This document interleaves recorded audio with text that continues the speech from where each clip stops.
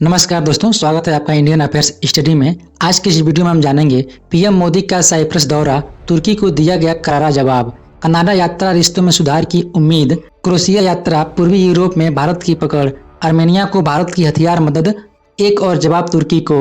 दोस्तों, दुनिया के अलग अलग हिस्सों में भूचाल जैसे हालात है। एक तरफ इजराइल और ईरान के बीच युद्ध शुरू हो गया है, तो वहीं भारत के प्रधानमंत्री नरेंद्र मोदी एक बेहद खास विदेश दौरे पर निकल चुके हैं। यह दौरा सिर्फ शांति, दोस्ती और व्यापार तक सीमित नहीं है, बल्कि इसमें बहुत गहरी रणनीति छुपी हुई है, खास तौर पर पाकिस्तान और तुर्की जैसे भारत विरोधी देशों को घेरने की।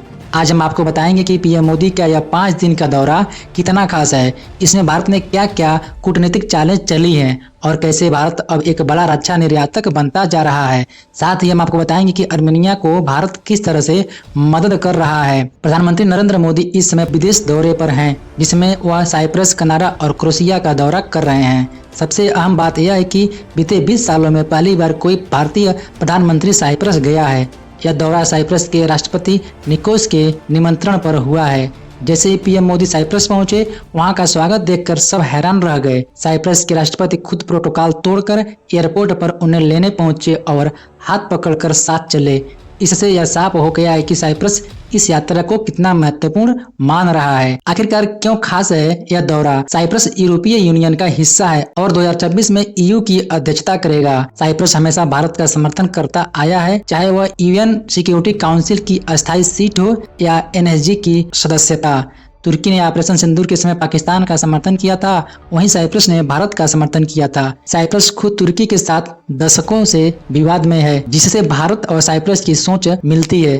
भारत अब साइप्रस को हथियार देकर तुर्की की घेराबंदी कर सकता है। इसके अलावा Cyprus India Middle East Europe corridor का हिस्सा है, जो भारत के विकसित भारत 2047 लक्ष्य के तहत एक बड़ा इकोनॉमिक गेटवे बन सकता है।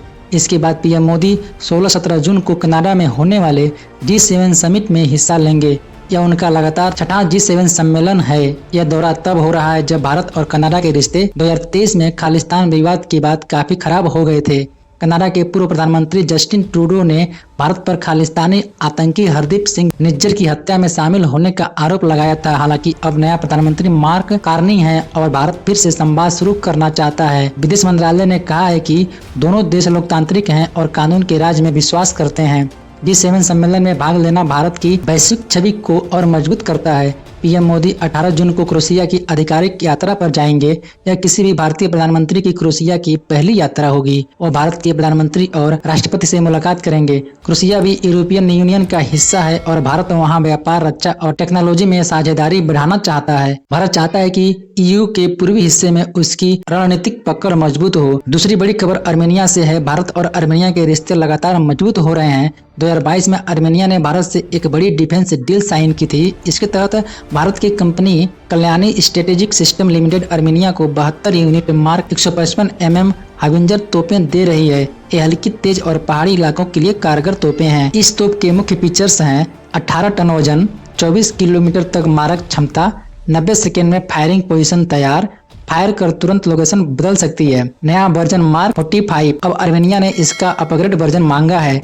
मार्क 45 जिसकी रेंज 36 किलोमीटर है और वजन 23.5 टन है। यह फरवरी 2025 में अबू धाबी के आइडेक्स शो में लॉन्च हुआ। ATAGS तोप भी ऑफर की गई है, जो DRDO, टाटा और KSSL ने मिलकर बनाई है। इन दोनों खबरों को मिलाकर देखा जाए तो भारत की रणनीति बिल्कुल साफ है। साइप्रस के जरिए तुर्की को घेरना, आर्मेनिया के जरिए अजरबैजान को जवाब देना, कनाडा और यूरोप के साथ संबंधों को मजबूत करना, G7 जैसे मंचों पर अपना सॉफ्ट पावर दिखाना। आज का भारत सिर्फ अपनी सीमाओं तक सीमित नहीं है, अब वह विदेश नीति, डिप्लोमेसी और रक्षा निर्यात के क्षेत्र में एक नई भूमिका निभा रहा है।